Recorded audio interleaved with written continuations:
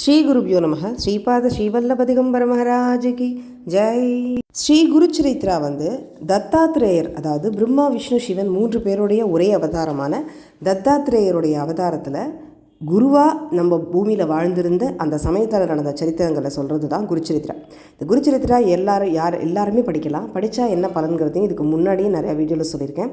ஒவ்வொரு அத்தியாயமாக பார்த்துட்டுருக்கோம். அதில் 46வது அத்தியாயம் ஹிப்பரிகை புலவன். இந்த குருச்சரித்ரா ஒரு சித்த முனிவர் குருவை பற்றின மேன்மையை இன்னொருத்தருக்கு சொல்கிற மாதிரி அமையும். நாமதாரகன் அப்படிங்கிறவருக்கு சொல்கிற மாதிரி அமைஞ்சிருக்கு. நாமதாரகன் சித்த முனிவரை வணங்கி, ஐயனே ஸ்ரீ குரு கிட்ட வேறொரு புலவன் இருந்ததாக நான் கேள்விப்பட்டிருக்கேன், அவரை பற்றியும் சொல்லுங்கன்னு கேட்டார். சித்த முனிவர் சொல்ல ஆரம்பித்தார். நந்தி சர்மா எழுதிய கவிதைகள் கானகாபுரத்தில் மட்டுமில்லாமல் சுற்றி இருக்கிற கிராமங்கள் எல்லாமும் பரவ ஆரம்பிச்சது. இவருடைய கவிதைகள் புகழடைஞ்சிட்டதுனால எல்லாரும் அதை பாடி சந்தோஷப்பட்டாங்க, பேர் பெற்றாங்க. ஸ்ரீ குருவருடைய மேன்மையை தெரிஞ்சுட்டு ஹிப்பரிகை அப்படிங்கிற கிராமத்துக்கு அந்த கிராமத்து மக்கள் ஸ்ரீ குருவை தங்களுடைய கிராமத்துக்கு வரணும்னு சொல்லி கூப்பிட்டாங்க. வேண்டி கேட்டிருந்ததுனால ஸ்ரீ குருவும் அங்கே செல்ல சம்மதிச்சார்.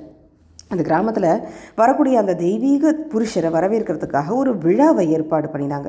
அந்த ஊரில் நரகேசரிங்கிற கற்றறிந்த ஒரு அந்தனர் ஒருவர் இருந்தார். கவிதைகள் புனையிறதுல வல்லவர். அந்த ஊரில் புகழ்பெற்ற சிவாலயத்தில் இருக்கிற கல்லேஸ்வரரை நாள்தோறும் 5 புது பாசுரங்களை பாடி துதிப்பார். அதாவது ஏற்கனவே எழுதின பாசுரங்களில் இவரே தினமும் 5 புது பாசுரங்களை எழுதி கல்லேஸ்வரரை வழங்குறது வழக்கமாக வச்சுருந்தார். ஸ்ரீகுரு அந்த ஊருக்கு வந்த அன்னைக்கு சில அந்தணர்கள் நரகேசரி கிட்ட போய், ஸ்ரீ குரு பெரிய மகான், அவருக்கு கவிதைகள் மேலே ரொம்ப விருப்பம் இருக்கிறதுனால அவரை பற்றி சில கவிதைகள் பாடி அதை அவருக்கு சமர்ப்பித்தா ரொம்ப சந்தோஷப்படுவார்னு சொல்லி கேட்டுண்டாங்க கவி பாடணும்னு. ஆனால் நரகேசரி என்ன சொல்லிட்டார், கல்லேஸ்வரரை தவிர வேறு எந்த தெய்வத்தையோ மனிதனையோ நான் பாட முடியாதுன்னு சொல்லி மறுத்துட்டார். அன்றைக்கி வழக்கம் போல் குளிச்சுட்டு கல்லேஸ்வரரை பூஜை பண்ணுறதுக்கு ஆலயத்துக்கு போனார். ஈசன் முன்னாடி அமர்ந்து தியானிக்கிற போது தியானித்த உருவம் மறைஞ்சு ஸ்ரீ குருவோட உருவமாக அது மாறித்து. அவர் எப்போதும் போல் 5 பாசுரங்களை பாடி துதித்து முடித்தார். அப்போ ஸ்ரீ குரு, உன் கல்லேஸ்வரர் எங்கே இருக்கார் அப்படின்னு கேட்ட உடனே அவருடைய தியானம் கலைஞ்சது. தியானம் கலையும் போது தான் தியான உருவம் மறைஞ்சு குருவாக இருக்கிறத அவர் புரிஞ்சின்றார். அப்போ அவர் வியப்புற்று போய், ஸ்ரீ குரு ஒரு சாதாரண மனுஷரே அல்ல அப்படிங்கிறத புரிஞ்சுட்டார்.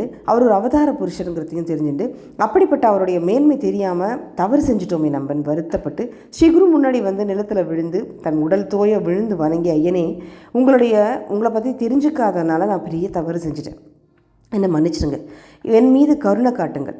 தாங்கள் ஒரு சாதாரண மனுஷனே அல்ல, அந்த ஈஸ்வருடைய ஸ்வரூபம் தான் நீங்கள். அறியாமையினால் தங்களுடைய மேன்மை தெரியாமல் நான் தப்பு பண்ணிட்டேன். இந்த உலகத்துக்கே ஆதாரமானவரும் நீங்கள் தான், கல்லேஸ்வரரும் நீங்கள் தான்.